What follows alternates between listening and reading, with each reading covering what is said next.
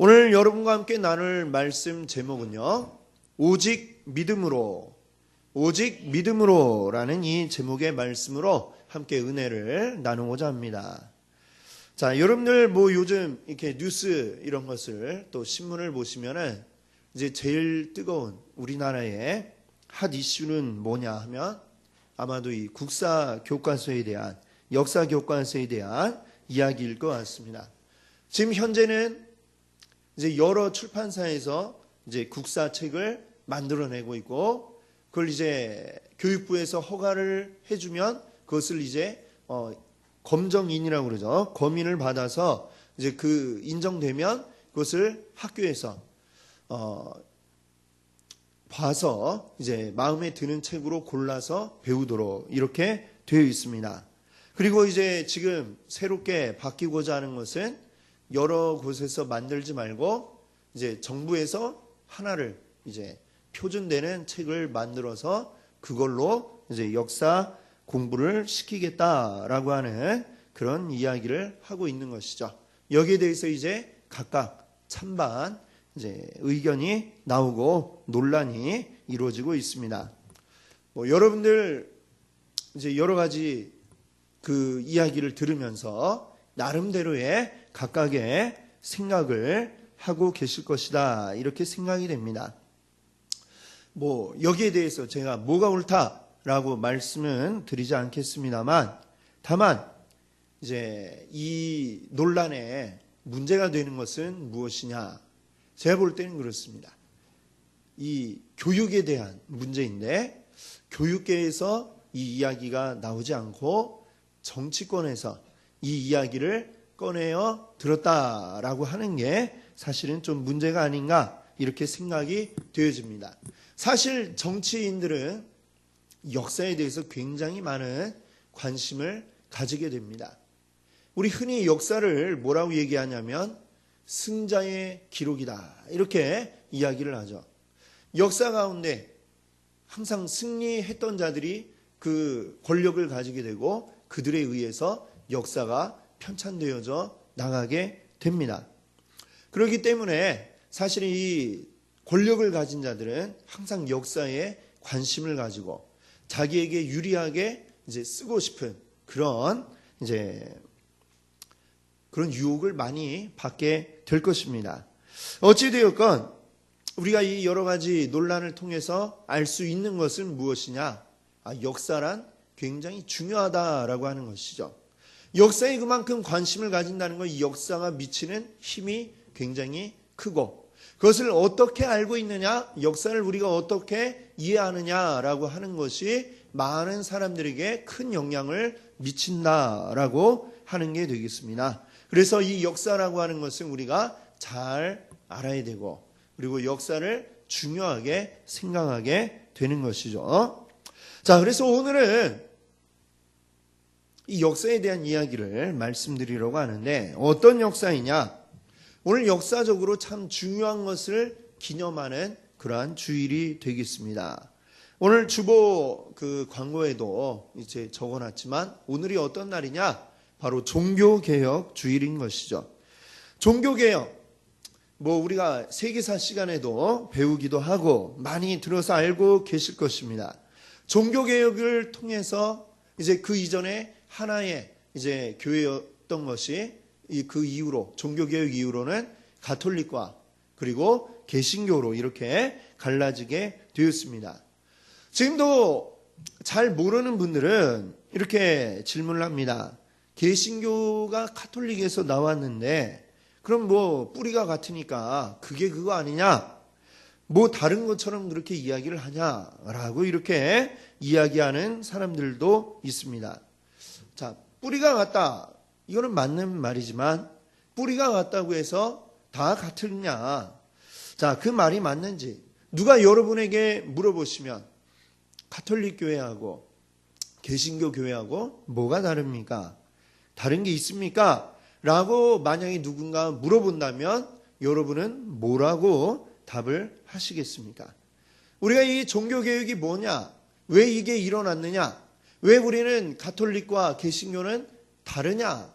라는 것을 우리가 제대로 알지 못하면 누군가 물어볼 때 우리가 답을 해줄 수 없고, 나 자신도 역시 교회 다니다가 뭐 하면 천주교 성당에 가도 되는가, 이런 혼란에 빠질 수도 있을 것 같습니다. 그래서 오늘은 우리의 뿌리인 바로 이 역사를 제대로 알기 위해서 오늘 이 종교개혁에 대한 말씀을 여러분께 드리고자 합니다. 먼저 왜 이 종교개혁이 이루어지게 되었는가 한번 이제 생각을 해보면요, 이 성경에 보면 예수님이 부활하시고 제자들과 함께 계시다가 이제 부활 승천하시고, 그 다음에 사도행전에 보면 어떤 일이 일어납니까? 오순절날 성령의 그 기름 부으심이 있었죠. 자, 그때로부터 이제 교회가 시작이 된 겁니다. 물론 구약 시대에도 교회라고 이야기를 하지만 이제 실제적인 어떤 교회의 모습, 기틀이 세워진 것은 바로 오순절 이후로 우리가 볼 수가 있죠. 자, 근데 이 교회의 역사, 그 오순절 날로부터 시작된 교회의 역사는 핍박의 역사였습니다. 유대인들에게는 이단이라고 불리면서 핍박을 받았고요.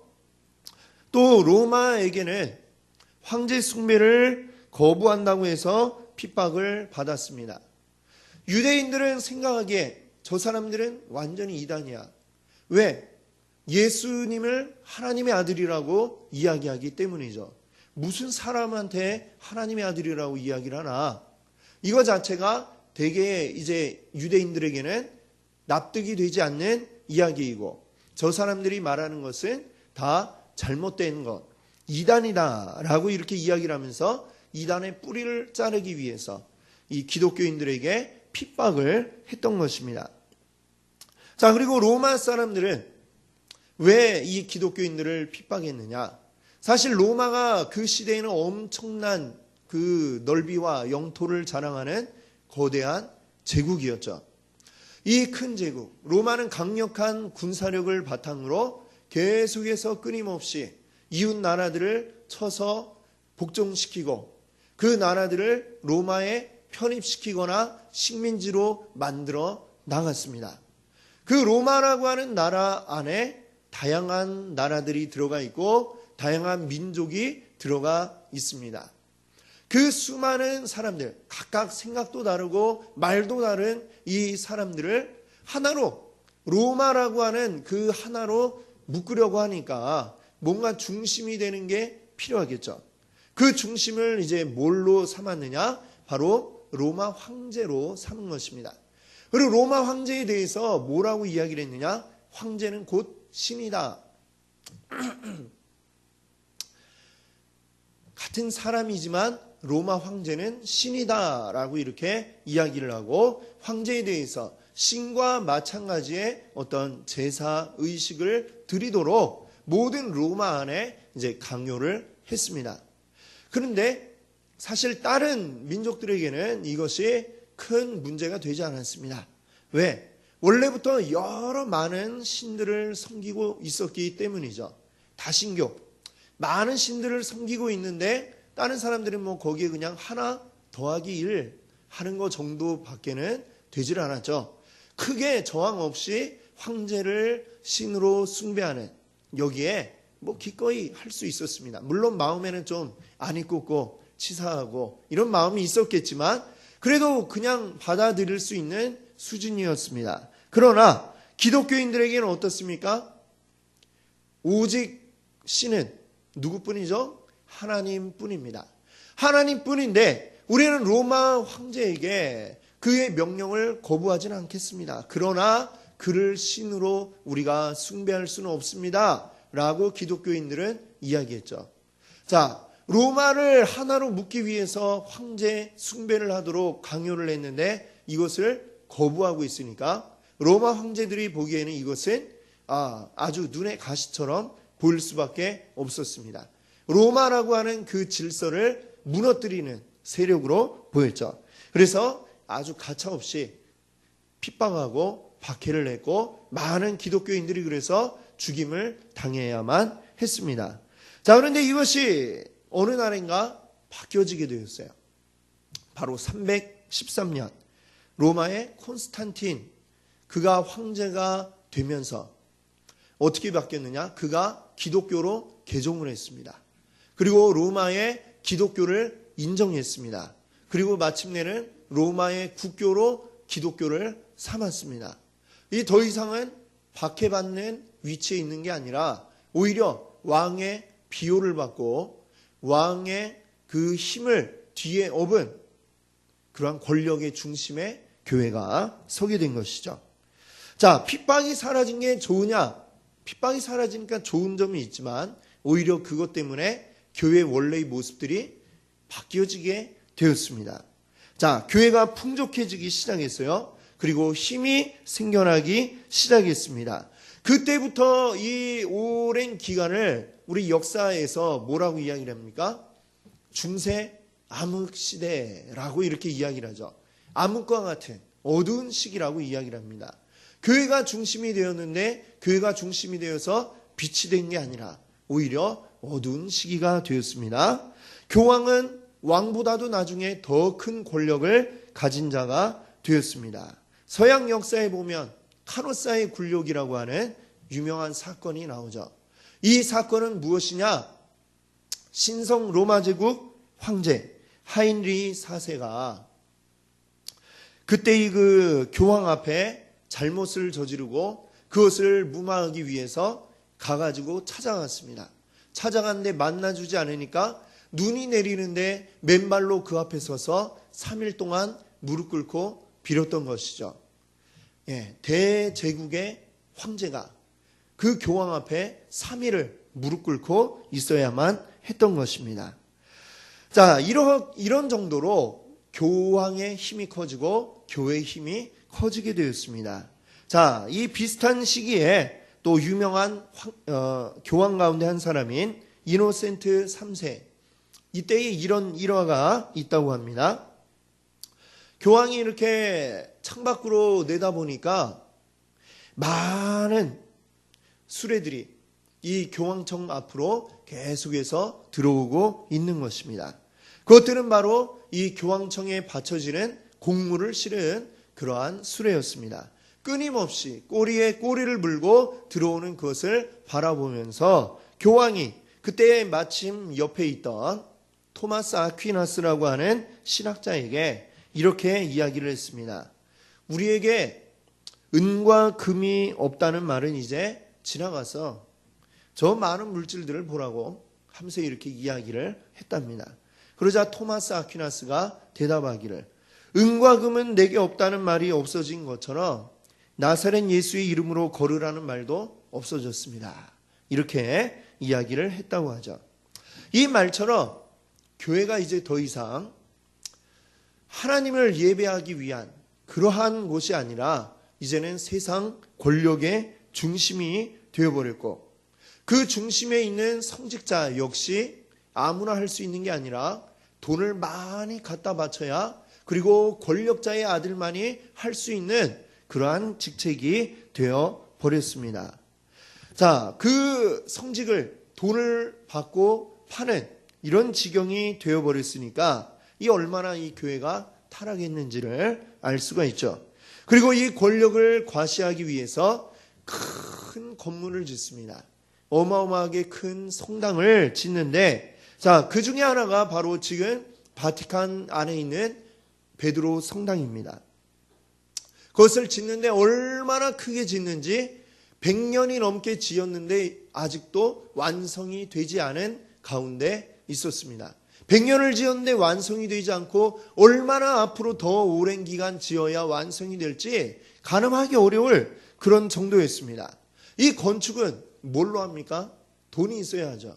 돈이 있어야 하는데 100년 동안 지어왔으니 얼마나 많은 돈을 썼겠습니까? 그 교황청에 돈이 많았는데 그거 가지고도 부족했습니다. 그래서 어떻게 해야 이 건축비를 조달할 수 있을까? 국리를 짜낸 것이 뭐였느냐? 면죄부라는 것을 만들었습니다. 면죄부라는 게 뭡니까? 천주교에서는 천국과 지옥 사이에 또 다른 뭔가가 있다고 얘기를 합니다. 연옥이라는 데가 있다고 얘기를 해요. 연옥은 뭐냐? 예수를 믿기는 믿었는데 선행이 부족해서 천국까지는 못 간 사람들, 그런 사람들이 연옥에 간다. 이렇게 이야기하고 연옥에 있으면은 굉장히 고통을 받는다라고 이렇게 이야기를 합니다. 자, 그런데 이 면죄부는 뭐냐? 이 지상에서 면죄부를 돈을 주고 사게 되면 연옥에 있는 사람들이 즉시 연옥에서 천국으로 옮겨간다라고 이렇게 이야기를 했습니다. 그러면서 온 마을마다 동네마다 돌아다니면서 면죄부를 광고하고 이것을 사세요. 이걸 사면 여러분의 아버지가 즉시 연옥에서 천국으로 갑니다. 이렇게 이야기를 했던 것이죠.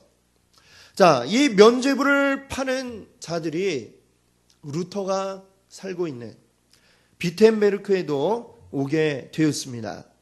그리고 그 마을에서도 다니면서 자, 면죄부 팝니다. 면죄부 사세요. 이렇게 이야기를 했습니다.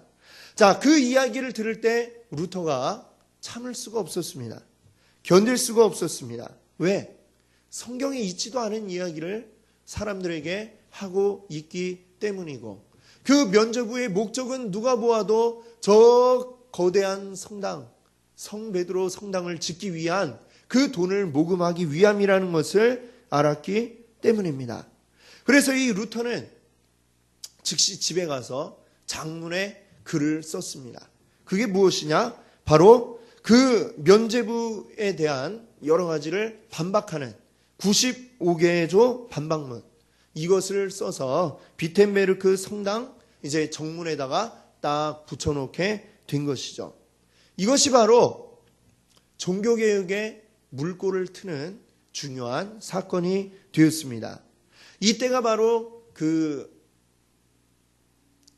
10월 마지막 주간이었고, 그래서 우리가 이 종교개혁주의를 10월의 마지막 주일로 삼아서 이렇게 날마다 매년마다 기억을 하고 있는 것이죠. 이 종교개혁 물꼬를 튼 사람 물론 루터입니다. 그러나 루터가 훌륭해서 종교개혁이 이루어졌느냐? 하나님께서 그 시대에 많은 사람들을, 루터와 같은 이들을 준비해 놓고 계셨던 것이죠. 그리고 이 교회가 잘못된 것에 대해 깨닫고 있는 자들이 그것을 준비하고 이제 이것을 개혁해야 한다는 생각을 하고 있다가 바로 이 물꼬를 트는 95개의 반박문을 통해서 이제 완전히 이제 급류로 바뀌게 되었던 것입니다. 자, 그러면 이 종교개혁자들이 주장했던 가장 중요한 게 무엇일까요? 그것을 이제 네 가지로 우리가 이야기할 수가 있습니다. 첫 번째는 뭐냐면 한번 따라해 보세요. 오직 성경. 네, 오직 성경. 자, 중세시대의 교회는 이 성경의 권위를 오히려 교회의 권위 밑에다가 두었습니다. 왜? 성경의 66권, 이것을 66권이 되게 결정한 게 교회니까 교회가 성경보다 더 높은 권위를 가지고 있다라고 이렇게 이상한 논리를 그들이 펼쳤던 것이죠. 예. 자, 그래서 성경을 해석하는 것도, 또 심지어는 성경을 읽는 것도 평신도들에게는 허락이 되지를 않았습니다. 왜 허락이 되지 않았느냐? 그 당시에 성경은 오직 라틴어로만 쓰여진 성경이 있었을 뿐입니다.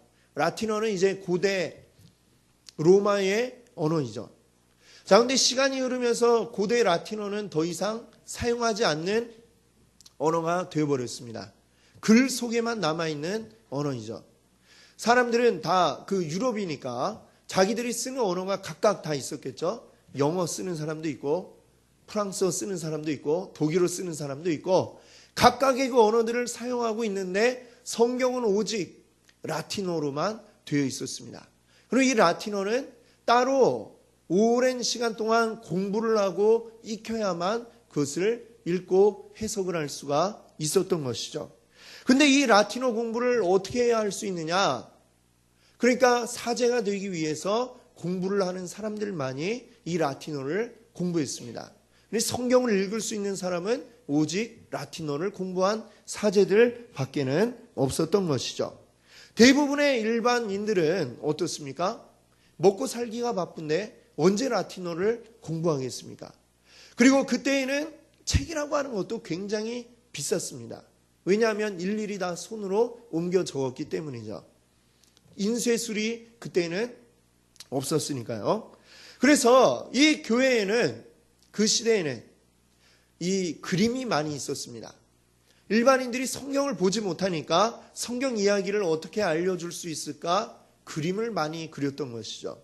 그것이 지금도 보면 성당에 가면 그림이 많이 있고 조각 이런 것들이 많이 있는 이유가 그래서 그런 겁니다.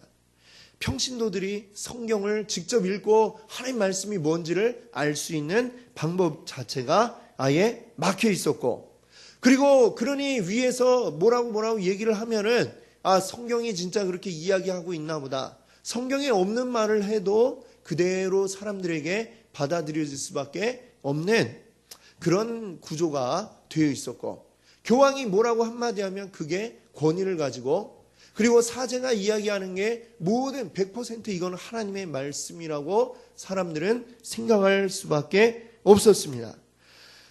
그 와중에 성경에 없는 이야기가 그러니까 면죄부처럼 막 나오는 거죠. 이걸 하면 연옥에 있다가 천국으로 간다 주장을 해도 아무도 거기에 반박하는 자들이 없었던 것이 성경을 알지 못했기 때문입니다. 그래서 종교개혁자들이 가장 열심히 했던 일이 무엇냐? 성경을 일반 사람들이 쓰는 말로 번역을 했던 것이죠. 루터도 성경을 독일어로 번역을 했고, 또 스코틀랜드에서도 영어로 번역을 하고, 곳곳에서 이렇게 일반 쓰는 말로 성경을 번역하게 되었습니다. 때마침 또 아주 중요한 기술이 이제 그때에 발명이 되었는데, 서양에서는 바로 이 구텐베르크가 그때에 인쇄술을 발명을 해서 대량으로 이 번역된 성경을 찍어서 이제 보급을 할 수가 있게 되었습니다. 이게 바로 오직 성경으로라고 하는 것이죠. 자, 그 다음에 두 번째가 있습니다. 한번 따라해 보세요. 오직 믿음. 오직 믿음.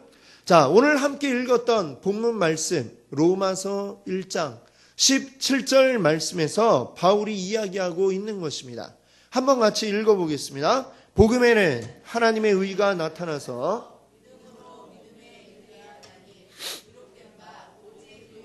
믿음으로 말미암아 살리라 함과 같으니라. 아멘.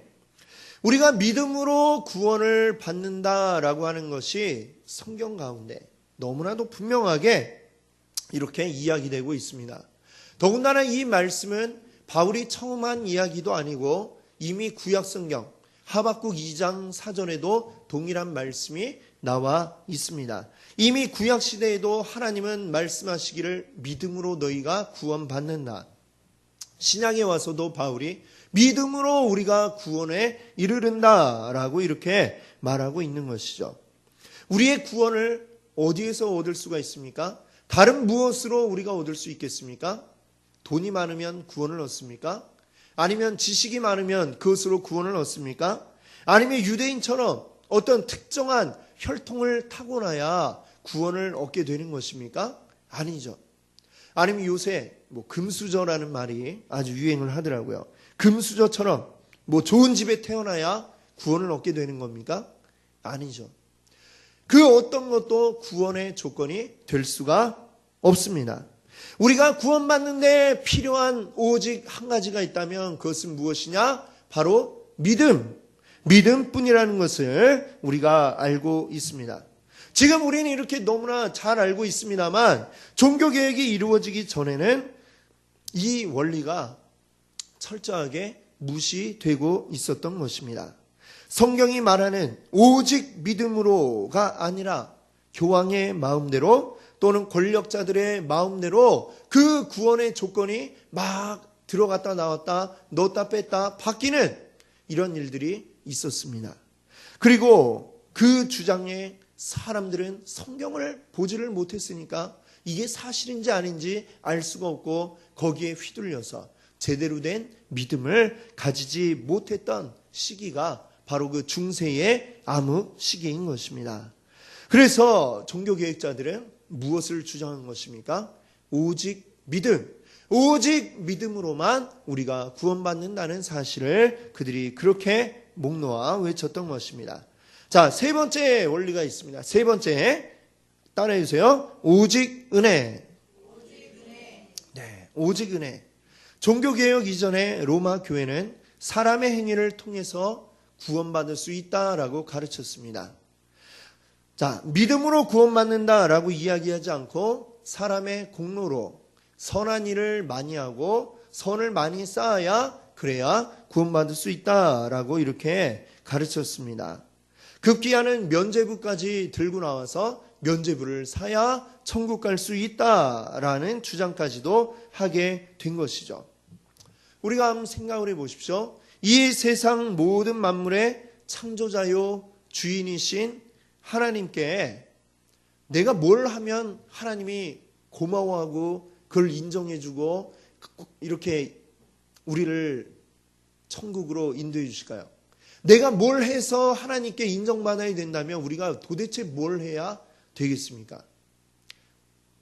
자, 과수원을 하는 집이 있다고 한번 생각해 봅시다. 사과를 키우는 과수원이 있어요.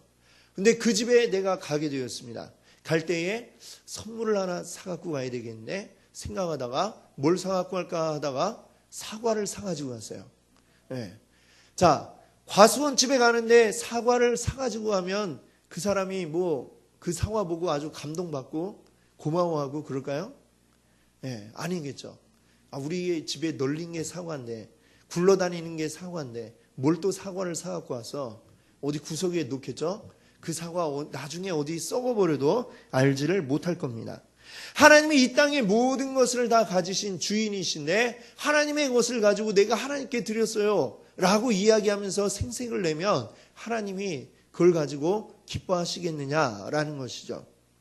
우리의 어떤 공로로 하나님께 인정받으려고 하면 우리는 이 세상 모든 걸 다 드려도 하나님께 인정받을 길이 없는 것입니다. 오직 우리가 어떻게 해서 하나님께 부름받아 하나님의 자녀가 될 수 있느냐? 오직 하나님의 은혜가 아니고는 우리가 설명할 방법이 없는 것입니다. 하나님이 우리를 불러주셔서 우리가 예수 믿게 되었고 우리가 하나님으로 인해서 구원받은 자가 될 수 있게 되었다라고 하는 것입니다. 하나님의 은혜가 아니고는 나는 하나님의 자녀가 될 수도 없었고 구원받은 자가 될 수도 없었다라고 하는 사실을 우리가 기억할 수 있기 바랍니다. 그래서 이 종교개혁자들은 오직 은혜, 하나님의 은혜로 우리가 구원받은 자 되었음을 강조하게 된 것입니다. 마지막 네 번째 종교개혁자들의 중요한 원리가 있는데요. 네 번째 따라해 주세요. 만인제사장. 예, 만인제사장. 이건 뭡니까? 모든 사람이 다 이제는 제사장이다 라고 이렇게 이야기하는 것입니다. 자, 예수 그리스도 이후에 우리는 모두가 다 제사장과 같이 하나님 앞에 나아갈 수 있는 자격을 얻게 되었다는 것이죠. 자, 성경을 보게 되면 복음서마다 예수님이 십자가에서 돌아가시는 그 순간에 엉뚱하게도 성전에 있었던 일들을 기록하고 있습니다. 예수님은 전혀 다른 곳에 십자가에서 돌아가셨는데 왜 그 순간 성전에 있었던 일들을 기록하고 있느냐? 성전에 무슨 일이 있었냐면요. 성소와 지성소를 구분하고 있는 휘장이 둘로 찢어졌다라고 이렇게 이야기하고 있습니다. 왜 이거를 그 순간에 이 복음서 기자들은 기록을 했느냐라고 하는 거죠. 자, 성전은 어떤 곳이에요? 하나님 앞에 나아가는 곳입니다. 하나님 앞에 나아가서 제사를 드리고 또 그 가운데 제사장들만이 그 안에 이제 성소에 들어갈 수가 있었습니다. 더 나아가서 그 성소 제일 안쪽에 있는 지성소, 성소라고 하는 말의 뜻이 뭡니까? 거룩한 곳이라는 뜻이죠. 지성소는 뭐예요? 지극히 거룩한 곳이라는 뜻입니다. 자, 그 안에는 제사장이라고 해서 또 아무나 갈 수가 없고 오직 대제사장만 그 제일 깊은 곳에 들어갈 수가 있었습니다. 그것도 1년에 딱 한 번 이스라엘의 절기 가운데 속죄일이라는 날이 있어요. 그 속죄일에만 1년에 딱 한 번 그 안에 들어가서 한 해 동안 이스라엘의 모든 죄를 하나님 앞에 회개하고 이렇게 제사를 드리고 나오는 일을 제사장이 했습니다. 자, 근데 이 대제사장이 그 안에 1년에 딱 한 번 들어갈 때에 그 제사장의 의복을 보면 제사장의 의복에 이렇게 작은 방울 같은 게 달려 있습니다. 움직이면 이 방울들이 부닥쳐서 소리가 나고, 그리고 제사장의 발 밑에는 끈을 묶어갖고 들어가게 되었습니다. 그 이유가 뭐냐? 하나님 앞에 주여 이 1년 동안 우리 이스라엘 백성들이 지었던 모든 죄를 용서해 주십시오 하고 들어갔는데 하나님이 그것을 받아주지 않으시면 그 제사장은 즉시 죽게 됩니다. 받아주시면 다행히 잘 그 예배를 드리고 나올 수 있지만 하나님 받지 않으시면 죽게 되죠. 그럼 이 지성소에는 아무나 들어가지 못하니까 그 시체를 어떻게 하겠어요? 발에 묶은 끈을 잡아 당겨서 그 제사장의 시체를 빼내도록 되어 있었던 것입니다. 방울 소리가 나지 않으면 올해 제사는 실패했구나. 제사장은 이제 끌어내는 거죠. 자, 그런 곳이 바로 지성소였습니다. 하나님이 사람들과 만나주시는 장소는 오직 유일하게 지성소에서 1년의 것도 딱 한 번만 만나주셨습니다. 근데 그 휘장이 쫙 찢어졌어요. 이젠 더 이상 성소, 지성소의 구분이 없는 것이죠. 더 이상 이제는 정해진 사람만, 그것도 정해진 날에 만날 수 있는 게 아니라 예수 그리스도의 십자가를 통해서 이제는 누구라도 하나님 앞에 나아가서 하나님 앞에 예배하고 하나님 앞에 기도할 수 있는 그런 은혜가 우리에게 생겼다라고 하는 것입니다. 자, 그래서 베드로전서 2장 9절에는 이렇게 기록하고 있어요. 한번 같이 읽어볼까요? 그러나 너희는 택하신 족속이요 왕같은 그의 소유가 된 백성이니 이는 너희를 어두운 데서 불러내어 들어가게 하시니에 아름다운 덕을 선포하게 하려 하심이라. 아멘. 자, 우리 앞에 보니까 뭐라고 있습니까? 너희는 택한 족속이요. 또 뭐라고요? 왕같은 제사장들이다 라고 말씀하고 있습니다. 우리 누구든지 예수님을 나의 구주로 믿는 사람은 이제는 누구라도 하나님 앞에 바로 기도할 수 있고 하나님 앞에 예배할 수 있는 그런 자격을 얻게 되는 것이죠.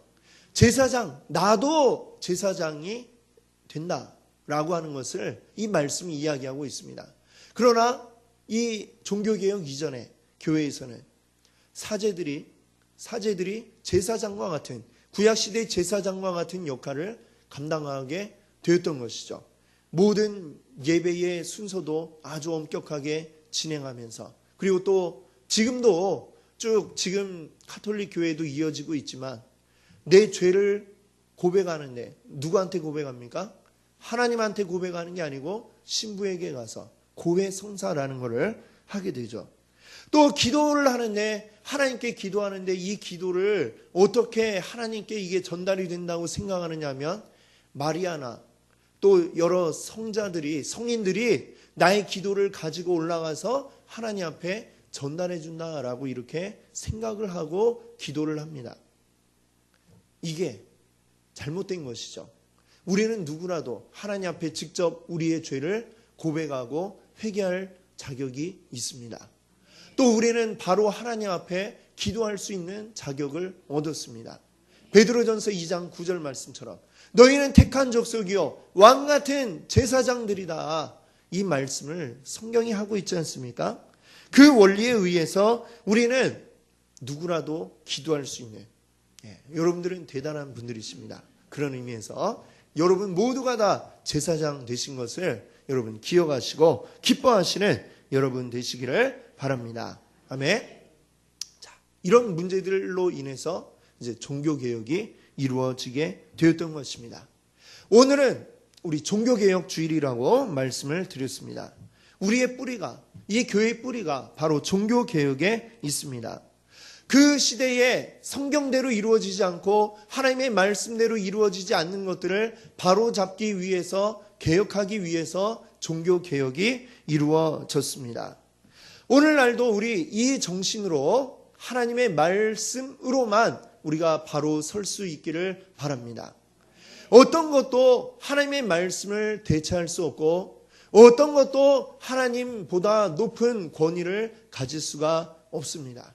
오직 하나님의 말씀으로만, 또 오직 은혜로만, 오직 믿음으로만 우리가 하나님 앞에 나아갈 수 있음을 기억할 수 있기를 바랍니다. 오늘 우리의 삶 속에 또 우리 교회 가운데 바로 이 종교개혁의 원리가 날마다 우리 속에 깊이 체험되어지고 그것을 이루어 나가시는 우리 성도님들 또 우리 교회가 되기를 바랍니다. 함께 같이 기도드립니다.